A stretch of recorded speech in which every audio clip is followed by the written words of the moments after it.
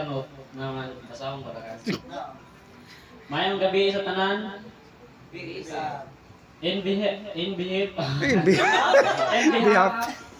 Kandadi na maoy unta mag-welcome as a host pero kay siya ay maoy MC so gipasa niya kanako ang katungod isip kapamilya ni ining Panimalay. Dali sa mga imo. Mapasalamatan ako kani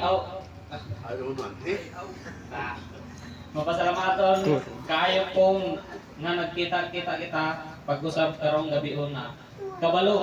Kabalota na kitang tanan busy sa trabaho o sa tagsa nato nga kinabuhi.